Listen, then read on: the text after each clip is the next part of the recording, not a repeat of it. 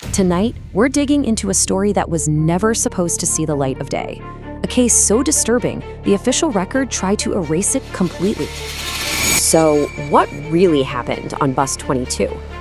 The official report will tell you one thing. But the truth? The truth is so much worse than a simple accident. Our story starts where these things always seem to, in the dead of night, on a lonely stretch of road. Okay, Section 1, wreckage on Route 7. Right from the moment this thing was found, nothing, and I mean nothing, made any sense. So picture it. It's 3:14 in the morning. A state trooper is on a routine patrol, miles from anywhere. It's pitch black, the only light is coming from his headlights cutting through the darkness. And that's when he sees it. And this is where the hairs on his neck stand up. It's a city bus, a downtown commuter bus, just sitting there, silently, on a rural highway 50 miles from where it's supposed to be. It has absolutely no business being out here. It's just wrong. So the trooper pulls up, gets out of his car, calls out, but there's nothing.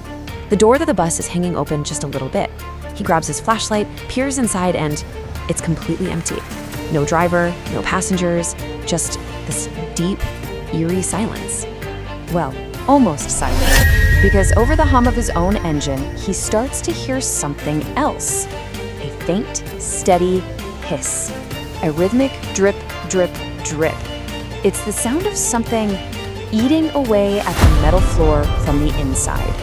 Section 2, the survivor's account. The bus, it turns out, was empty. But the area around it, that was a different story. About 100 yards away, huddled in a ditch, they found him. A man, shivering, in total shock, and absolutely terrified out of his mind.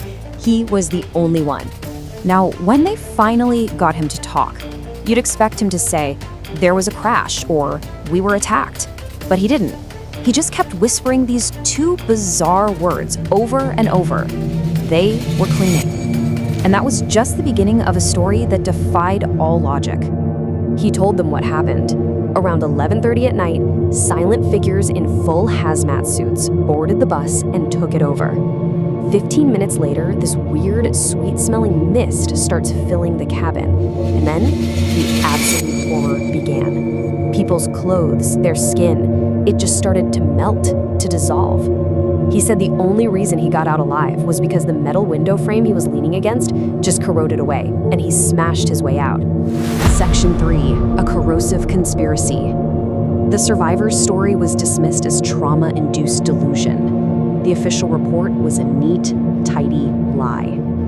But for one investigator, this thing was far from over. Enter NTSB investigator Miles Corbin. He takes one look at the file, and his gut just screams at him that this was no accident. The pieces didn't fit, not even close. See, the official story was simple. A chemical tanker spilled on the highway, the bus drove through it, tragic accident, case closed. But Corbin immediately found two huge problems. First, there was no record of any spill, anywhere. And second, the corrosion, it wasn't on the outside of the bus. It was all on the inside. The damage came from within. So Corbin starts digging, and the deeper he goes, the darker it gets. Forensics found traces of a biological enzyme they had never seen before, something that literally unraveled organic matter. He pulled the maintenance logs for Bus 22. They were completely forged. And then he hit the jackpot. The bus line wasn't owned by the city at all.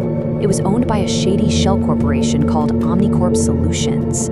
Section 4, the truth at the depot.